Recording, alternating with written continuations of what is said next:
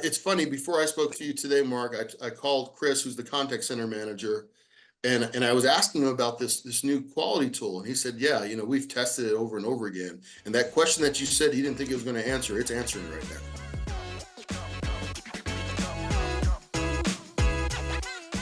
Barry, hey, good to see you. Hey, Mark, how are you? I'm good. How you doing? I'm doing wonderful today. It's a great day. Good, A little warm good. in Arizona, but it's expected, so.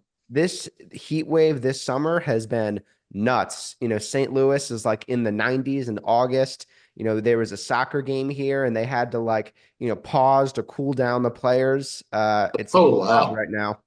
Yeah. And we're kind Yeah. of used to it, but like the shock value is still there. Every year when it comes around, you get in the middle of that heat wave, it still has that initial impact on our psyches. Like, oh my God, it's so hot here right now. But can't And- complain. yeah. So thank you for joining me today. Maybe to start out, could you tell everyone a little bit about what Redirect is? Redirect Health. Who are you guys and what do you do? Yeah, so I don't struggle with the story. I struggle not to put too much in here. We are we are a different, more progressive way, in my mind, of providing affordable healthcare to the masses, the population that's out there. We cater mostly to small and medium-sized businesses, but our goal is to provide affordable healthcare to people and their families, most importantly. Uh, our model is different. We provide both virtual primary care, which I think is essential, and what's the pandemic has taught us is a necessity in our society.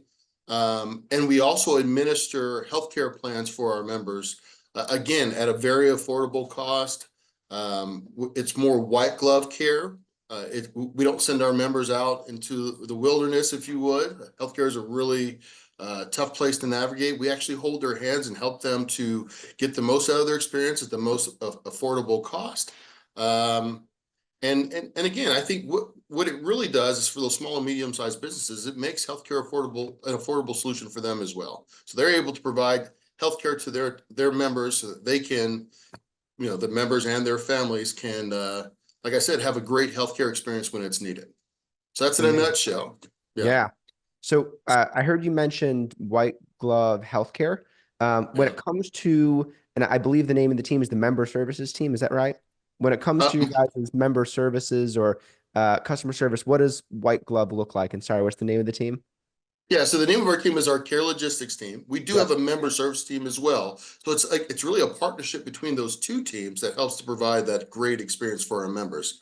On the Care Logistics side, which is the part that I support, we do a variety of things that are really different than which you'll find in most healthcare companies. One, we have our typical contact center, if you would. So if a member needs to reach out to us, and through a variety of ways, the most preferred way is through our Redirect Health app.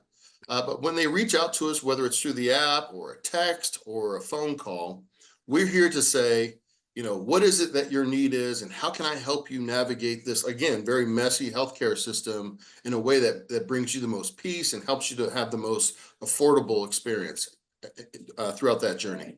So that's what our Care Logistics team does. We also have, that's where the group of the virtual primary care providers are located. And so when you call in, if you need you have a healthcare need. Sorry, my dog is disrupting me. If you have a healthcare need, that's where we're going to connect you with those virtual primary care providers that are available 24 hours a day, 7 days a week. That's another aspect of our care model that is a little bit different than what you'll find in the industry. We're here 24/7, 365. And so if a member calls and has a need from us, we're always going to be there for them to take care of that need. We also have a referral group where, okay, I have a healthcare need that's a little bit further or a little bit more intense than what a primary care doctor can handle. We will send them directly to our referral team who will help them, again, navigate the healthcare system to find the most affordable, cost-effective, efficient place for them to get that additional healthcare needs. We're talking about like if they had a specialist need, like a cardiologist, pulmonologist, things of that nature. So that's what our Care Logistics team does in a nutshell. There's so much more to it, but I don't want to take all the time going into all the details. And again, there's that other department, the member service department, that also takes care of their needs from a I'm having difficulty navigating my plan, or I need some additional information on how this plan actually works for me. That's where they'll jump in and they'll also assist with the members' experience. And which of those teams have you guys put on Balto, and what problems were you trying to solve with Balto? Absolutely. So we put both teams. That's the great thing, is we've tried to put our entire company. I mean, it's not just the member service care logistics teams, but also our sales teams and any place that, because we see the value of creating that consistent experience across the board. So on the care logistics side, what is the part I can speak about most effectively? What we were looking for was consistency. I've been in the contact center space for 30 plus years. And what I found is that it's not super difficult to teach someone how to have a great experience with a member. The challenge is how do you get them to repeat that over and over and over and over again, right? We want to have special experiences with our members every time we speak to them, because we realize we're not going to talk to them 10, 15 times a year. We may have a once in a year or once in a lifetime opportunity to show them that we really care about them in a different way. And what Balto has enabled us to do, what we were looking to solve for was, how do we create those experiences over and over again? How can we make it so predictable that every time a member calls us, they're going to have this amazing experience? The first thing we had to do is to find people that really were interested in doing that, and that was their motivation, that was their passion, is to provide this great care. We think we've found a great group of people. Sometimes in the middle of a conversation, especially about healthcare, it's easily to get off track or distracted about, oh my God, I'm hearing this story and I care so much about the member, and I'm trying to think of how I can take care of them in the best way. So they'll forget certain aspects that are super important to that call experience. This is what Balto's been able to assist us in doing. And again, I can go into the different aspects of the tool if you wanted me to talk through that, or Yeah, if you want to ask me a questions, couple. but like, Yeah, a couple of those would be great. So, like, yeah, yeah, helping yeah. them out with various aspects so they don't get off track. What are some of those things where it's like, man, we really have used Balto, direct their attention here, here, and here, because we know it, ultimately does provide, a better member experience. Yeah, so from our team member perspective, the thing that they love the most is the agent assist tool. And again, that's what we call it internally. I'm not sure if that's the way it's branded with Balto, but it's basically, when I'm in the middle of a call and I'm thinking, I'm hearing the member story, and the story is really resonating with me, and I just want to give them that special experience. And I'm just trying to absorb everything they're saying. Sometimes I'll forget certain aspects of the business, like reminding them that we have this app, which is super, super helpful in their journey. Just like that reminder, like, hey, let me make sure that they have that app downloaded and that they're using it effectively. Those are things that in the middle of hearing the story, you may not be thinking about, right? So that's where Balto comes in. Agents looking at their screen, they're working off their screen, talking to their member, and right in a very convenient part of their computer monitor screen, they have a list of these things like, hey, they're like reminders. Hey, remember to tell the member about this. Hey, don't forget to offer this to the member. Don't forget to thank the member about this or that, whatever different aspects of the call experience. So it's like that little, in the contact center space, we used to put a lot of sticky notes all over our computers just to remind us to say certain things. The Balto tool allows us to have that in a really neat, organized way so that we don't forget those super important aspects of the call. So that's where the consistency has been generated. We have the people that have the desire to provide great care, and now we have a tool to help assist those special team members to provide special care to our members. Let's flesh that out for a minute. Because consistency is one of the things we hear from our customers most often, that's like really important to them and something they're shooting for. But consistency only matters if you're consistently doing something meaningful, right? Absolutely. Consistently bad experience is bad. A consistently good experience, is good. So, what are you guys really getting from consistency? What are the sort of metrics that you're using Balto to rally around, and have you been able to see an impact on any of those metrics? No, absolutely. So the thing that stands out the most to me, I think most people in our industry, or all contact center industries, they use NPS scores to kind of measure your success. How are the members feeling about their experience? Like how likely are they to recommend us to other people? Again, that's the NPS question. When we first started our journey with Balto, which was in July of 2023, it was the same time we launched our MPS, the surveys out to our public. So I think we had about a month of beta testing, if you would. We started asking the MPS question, came out the gates, and I thought we came out the gates in a really positive place. We were in that 30-35% range, if you would, which is a really solid score if you think about the healthcare segment. What we found, because we were using an external QA source along with our MPS survey, what we found is that when we consistently delivered what we wanted on our qualities form, our MPS scores there was a consistent, direct correlation between positive QA scores and positive MPS results, right? The challenge with our QA scores is that they were somewhat inconsistent, right? When we delivered on it, great MPS. When we didn't deliver, not so great MPS. We infused Balto into our ecosystem.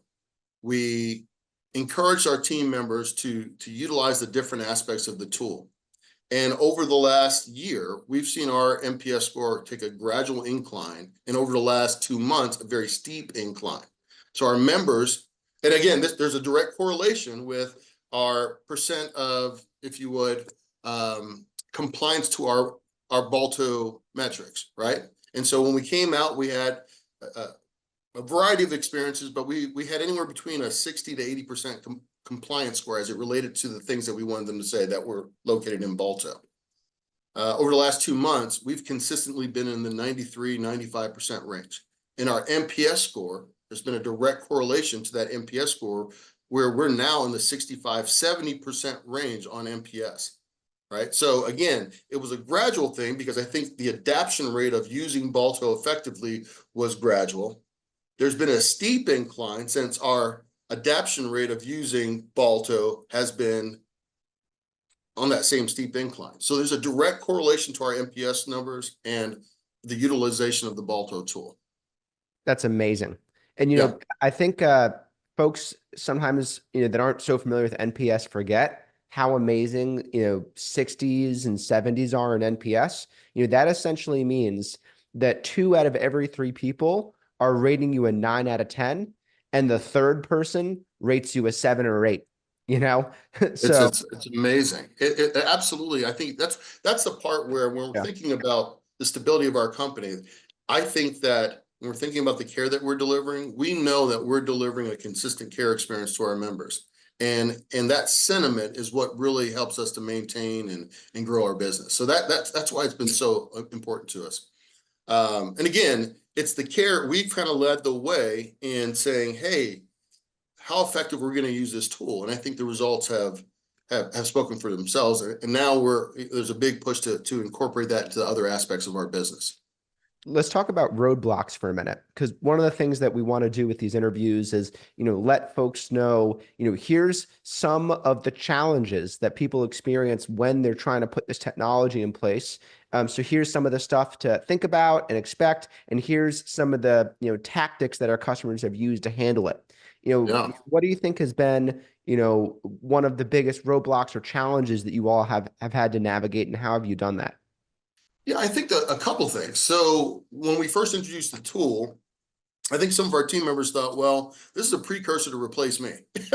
That fear immediately entered their mind. They're like, oh my God, like, why am I? They've heard about AI and they know it's an AI-based tool. And they're like, well, this is the thing that's going to remove me from my job. Why am I going to dive, headfirst into utilizing this tool? So it was overcoming that fear. And what we did in the beginning, because we had a really robust launch with it, we wanted to explain everything that we knew about the tool in the beginning to the team member. And we wanted to share with them, like, here's what we were hoping to get out of this. We don't want to change who you are. We want to use this tool to enhance your skills, not replace you or make you robotic and things of that nature. So I think it's the fear factor that was the biggest thing to overcome. Because as I mentioned, when we first launched it, the utilization of it, and we were able to see this because there were still things that were popping right in front of them that they weren't saying. So I know they weren't looking, right? The fear of just leaning on a tool to assist them and help guide them was pretty significant. What we started to do is to share the results. We started to say, hey, team member, you had good quality, But since you've started using the tool, like look where your quality is going. Look at it, it's soaring. And what does that equate to? That equates to a great experience with the member. And so when we started sharing the results, the positive results, it encouraged them like, hey, yeah, this thing's really working for me. And no, I still have my job and people aren't trying to get rid of me. And I'm getting really good at utilizing this. And when I forget something, I have this resource that I can go to. So it turned a fear into a really positive experience for the member. So I think the sharing of the results, the correlation that shows that, hey, the more you use this tool, the more happy your members are going to be. I think that really inspired them to continue to want to use it more. Makes so much sense. And it Yeah, makes me think of the kind of persuasion, the Greek persuasion rhetoric tools of ethos, pathos, logos. yeah, And yeah. you can basically get, encourage people and persuade them through, emotion, through credibility, Yeah, or through logic. yeah. And it's really cool that you're kind of meeting this fear that you're hearing and looking for examples of successes and reiterating those successes and kind of helping assuage that fear just by them being able to see that when they take a step back that ultimately they're better off than they were before they started. Oh yeah, absolutely, absolutely. And I'll tell you the thing that they love the most is the Balto GPT aspects of things. When they can end a call and then go right back in and ask a question about that call, and like, oh my God, I forgot to say something on the call. Because I'll ask that question like, what aspects of um, the checklist did I miss on this particular call? And it'll give them an answer like, oh, that's right, that's right. So like that immediate feedback that they can get without having to reach out to one of their leaders and things of that nature it has been huge for them. They love listening to their calls. They love looking at the transcripts and they love asking questions of Balto GPT. So it's become something more fun for them. What do you think has been different or special about partnering with Balto? Well, for me, it's been the willingness to uh, have that direct feedback chain. August, and I'm not sure if I'm supposed to mention anybody, but That's all right. August, August is the one that kind of brought the tool to us. And August is like a little brother to me. Like I'm really hard on him. I'm an old school contact center person. So I'm like, I play the role of that skeptical old uncle or whatever. It's like, yeah, I don't know if it's really going to do that for me. Or yeah, you know what I'm saying? And every time I've done that with August, I see that he's trying to prove me wrong. I talked to him about this is recently. There was a introduction to a new QA tool. And the minute he shared it with us, he knew I think he knew it was going to come from me. But I was telling him, like, well, I don't think it's going to be able to answer this question for me. So you're going to have to prove me wrong before I get on board with anything like that. And he really he took it personal in a positive way. He took it personal, like, yeah, you know what? We're gonna find a way to answer that one question. And it's funny, before I spoke to you today, Mark, I called Chris, who's the contact center manager, and I was asking him about this new quality tool. And he said, yeah, we've tested it over and over again. And that question that you said he didn't think it was going to answer, it's answering right now. And I know I have to make a call to August at some point really soon and say, hey, you were right, which I have no problem doing. But uh, that's all to say, like, you guys have been a great partner with us. We've said, hey, we wanted some different things than what you were offering to others. And you say, yeah, let's look into it. And yeah, absolutely, we can give that to you. Or hey, I can't give it to you right now, but let's see how we can get that to you at some future date. That partnership, that growth that I think you're going through as a company, and us being a business partner with you, I think we're growing together in those aspects. And you've been really willing to hear the feedback from your customers. And I think that's super important. Some of the other vendors that I've worked with in the past, they're really big and they love their product. And they're like, hey, here's the product. This is what it is, and we'll make some changes when we make changes. But like that's not the way it is with Balto. Balto, we can reach out to several people within the company, and it's just amazing to see that things that we've talked about are actually being actioned. Right? That's the thing that's different with Balto, is that it has that. I know you want to be a mega company, but it has that like, hey, I know this guy. I can call Mark right now. He's the CEO of the company, he created the company. We can have a conversation about a need, and he's going to respond to that. Like that, you just don't get that. So like that's what's been huge for me. Barry, I love that. It's funny because the last person that I interviewed, he's one of the contact center leaders at Renewal by Anderson. And, he said something very similar. It was like, hey, I know, you guys aren't Microsoft. He's like, I know you want to be Microsoft and you Right, want to be right, right. Microsoft, but, I can't get, Satya and Adele on the phone, but I can get you on the phone, Mark. And I'm like, 100%. yeah, and so 100%. we're gonna keep that for as long as humanly possible. And by the way, interestingly, shout out to Microsoft. Satya Nadella himself has a reputation for being in sales meetings and being in customer meetings. Absolutely. So we're really going to keep that as part of our DNA. Yeah. Here's one other thing that I thought was really impressive. And I know you didn't, it may not be one of the questions you're going to ask me, but I think it's important to share this story. We went out and we were looking for a new phone system recently. We started that journey in the beginning of the year. And in that journey, I was open-minded to the idea that we may find something that could, packaged up, could be, may give us even more than what we're getting from Balto. So I went through this RFP process, very informal, but through an RFP process. And over and over again, the vendors that I was speaking to do something with our phone system, they would try to show me something that they thought was similar to what Balto was offering. And in those discussions, we probably didn't get 5 minutes into the discussion. They all kept admitting, well, we also work with Balto. So yeah, our product's not where Balto is. So I heard that over and over and over again. And at some point I just got convinced. I'm like, all these vendors are saying, yeah, we're trying to develop something, but we're not where Balto is right now. And so that was the thing that really, I felt great that we found a tool last year, and it was our first go at an AI assisted tool. And it seems like we found the Mercedes-Benz of that industry right up front. And so that's what really, for me, is like, and I think I shared that with you, like when I kept hearing over and over again, these vendors saying, yeah, we have a product, but it can't touch Balto over and over again. It just really made me feel like our first stab at this, we got the right tool already. So that, again, for me, it's like, oh yeah, I'm going to keep growing with Balto because they're already in the lead. And I know you want to stay out there. You want to stay, you want to make sure that your tool is staying up to date and current, and you're looking at other ways to enhance it. This new quality aspect of it, I think, is going to be huge for me. I'm a quality manager at heart. And so like, yeah, that's really impressive that you guys are really at the forefront, and people out there, they know it, they acknowledge it. Yeah, I can't really mess with Balto right now. Do you know what I'm saying? Yeah. Yeah, Barry, I really appreciate that. And the only way we are going to stay at the forefront is if we listen to our customers, and we need to yeah, stay very close to our customers. We need to understand precisely what do they want to have built? What problems do they absolutely. want to solve? How do we make sure that we don't go take the newest, latest, greatest cutting edge AI and build some fluffy tools where people, flip around inside their telephony, but it doesn't really do anything.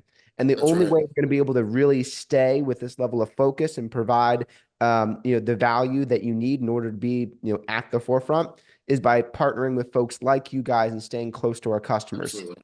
So thank you Absolutely. for everything, for the partnership, for the time, for this interview. Of And, course. let's do another dinner again soon. I'd love to see you. Absolutely. I have to check out St. Louis when it's a little bit better temperature right now. I don't know about the 90 degrees and humidity that you probably have going on right now. We'll get you in the fall. We'll get you in the fall. Sounds great. Sounds Thank you great. again, Barry. I'll talk to you soon. All right. Thanks, Mark.